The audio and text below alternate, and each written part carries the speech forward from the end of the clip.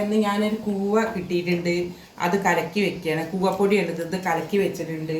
അതിലേക്ക് നമ്മൾ ശർക്കര 4 അച്ച് ശർക്കര എടുത്ത് തേങ്ങ ചിരകി വെച്ചിട്ടുണ്ട്, ഏലക്കായ് ഇതിട്ട് ഞാനത് കൂവ വരക്കട്ടെ. കൂവപ്പൊടി നന്നായിട്ട് കലക്കി വെച്ചതാണ് ഞാൻ ഈ ശർക്കര ഉരുക്കിയത് തനിക്ക് ഒഴിക്കാൻ പോകും.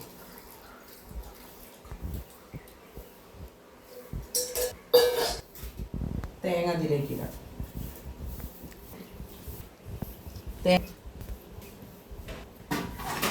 ചരകീത ഏലക്കായ ഇത് നന്നായിട്ട് വെള്ളം വറ്റി വെക്കും. ഇതിപ്പോൾ എന്നിട്ട് വെള്ളം വറ്റി വരുന്നുണ്ട്. നല്ലോണം വെള്ളം വറ്റണം.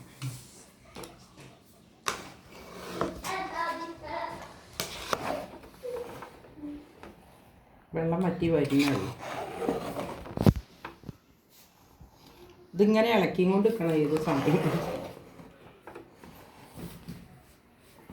അധികം കൂടുതൽ വിരകി ഉണ്ടാക്കൽ.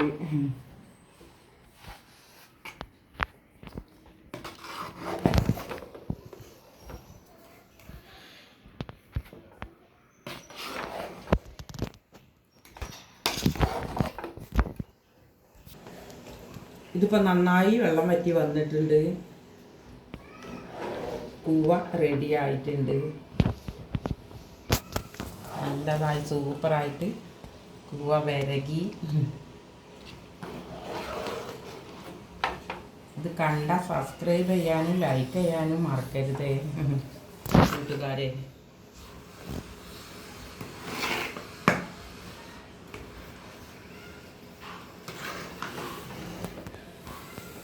ഇഷ്ടപ്പെട്ടാൽ നിങ്ങൾക്കുള്ള അഭിപ്രായങ്ങൾ അറിയിക്കണം.